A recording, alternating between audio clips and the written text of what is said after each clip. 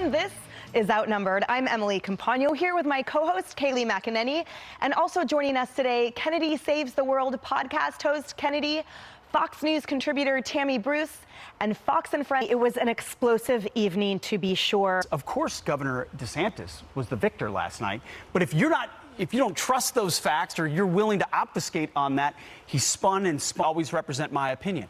What if one time someone from NBC or ABC actually did that? Hey, I'm a liberal, but I'm going to try to debate this fairly. Instead, they say, no, I'm the middle ground, and they never are.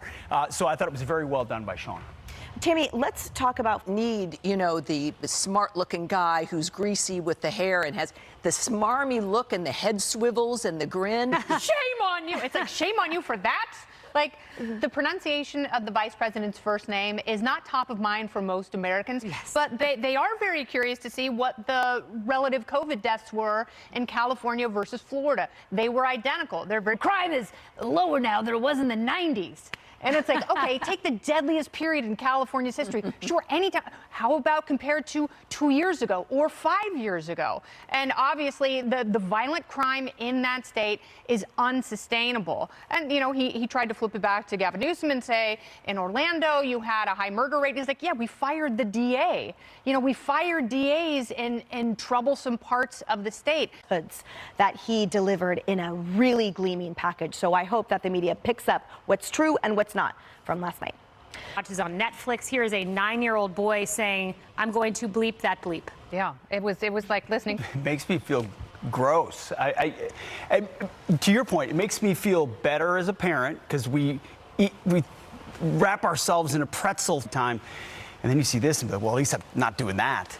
But it's horrible for that. That people sort of adultify certain children of certain races. I mean, that's what we're seeing right there. And at the same time, infantilizing 17-year-olds. And yeah, he's strong, he's swift, he's competent. He's a man of the future. Sounds like a Tinder profile. Just kidding. I want to know what was for lunch. You know, Rocky Mountain oysters, Pete. Is that what it was? No, it wasn't. You know what? Those moments are really scary. Yeah. They are. Oh yeah. If you've been in them, like in that immediate moment, you realize that can happen, or it can go. So, thank God. Yeah, absolutely. A reminder for the American people and all of us is that things can. I can't even. I mean, I don't know what to believe. I don't. You do? Well, his sister tweeted it out. Maybe the border is also closed. I don't know what to believe anymore.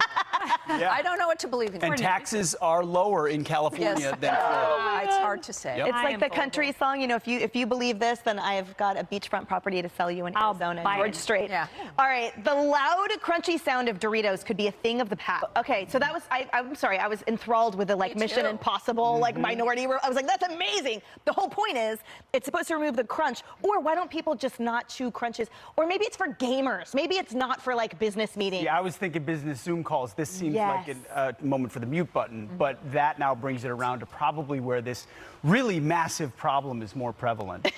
How good do we have? Works potentially? Yeah, they want to see it. It is fantastic marketing. McDonald's is doing the same thing. They're sort of retooling some of their favorites. Brian Kilmeade is one of the people who suffers from those in front of him. See how next time he's on the couch. Great marketing, though. This great marketing. That's true. I know. I was riveted.